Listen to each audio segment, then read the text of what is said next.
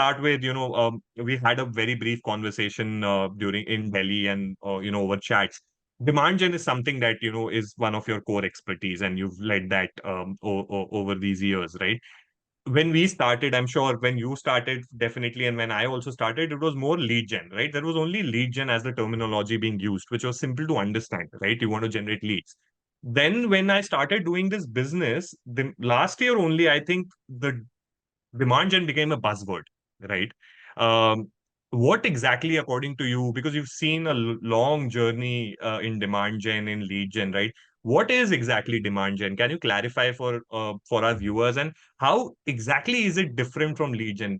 What I've seen is people are confused till date, and I would be very, very open about it. Even I get confused. I have also gone on Google and tried to just figure out what is the difference, right? Please help us understand that, Madhav. Yeah, so count me in that gang as well.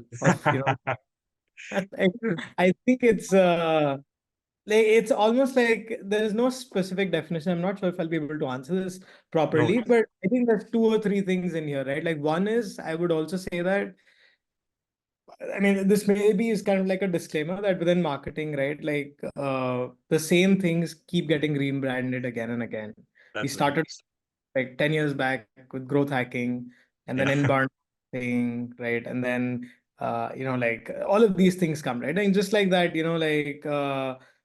lead gen kind of became demand gen, but like, I mean, I think there's more to demand gen to that. So let me just kind of get to that, right? So mainly like when we think about demand gen, we basically break it into three aspects, right? There's demand creation, there's demand capture, and there's demand conversion, right? Yeah. So, um, basic creation is when, when there's no existing demand to capture. So you need to kind of create new demand, which is a lot of what we're doing right now at Storylane, Yeah. uh, because it's an early category.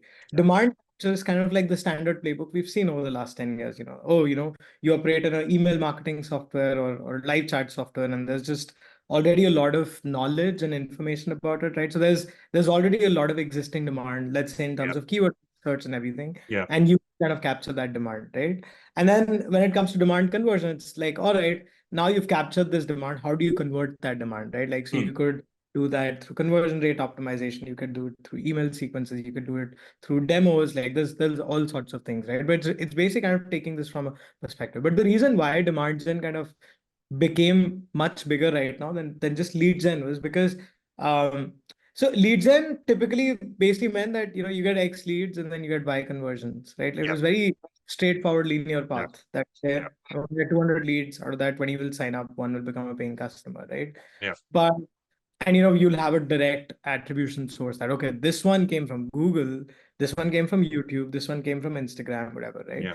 But I feel that buying journeys have evolved quite a bit from 5-10 years ago. Absolutely. So Absolutely. like buyer today is, recommended products from places you didn't exist, right? Yeah. So, there's a very there's a very nice picture that I've seen floating around quite a bit where it's like, um, kind of like, I don't know if you've seen that. There's a picture of like an ocean, there's like an iceberg where the tip is Yes. visible, right? And Yeah. so most of the buying journeys where marketers are perhaps, trying their best, it's just the tip, right? Yeah. But a lot of the decisions are taken, behind closed doors. Yeah. So when I say closed doors, it's things like Slack communities, people meeting at, like an S11S meetup Yeah. and Yeah. recommending products to each other, right?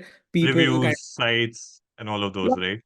right? Like, and even like in terms of like how somebody discovers a product, it's such a different journey, right? Like, for example, they'll see an ad, they'll forget about you. They'll see a newsletter sponsorship somewhere there.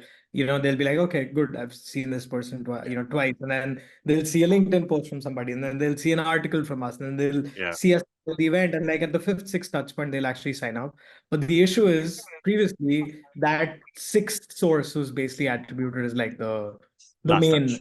Yeah, the last touch, exactly, right? There was first touch and last touch, but like what happened to the journey in between, right? Yeah. Where maybe you took those decisions. So that's when I think, where demand gen comes in is that, it looks at it from a more holistic point of view that, okay, Correct. listen, we have a multi-attribution journey for a buyer. Let's accept that. And let's look at it from the perspective that, okay, where are leads coming from? Where is the demand being generated? Where are they kind of finding us through kind of booking the demos and everything, right? And at multiple touch points, the sources change, right? Like, so Right. for example, your traffic sources might give a different story Yeah. versus, what you get from like the sales calls and people saying that, oh, I found you through this and this, right? Yeah. So Yeah. it's, yeah, on a broader level, that's what happened with from lead gen to demand gen, that the Got buying it. journey evolved and the companies had to evolve to that. Amazing.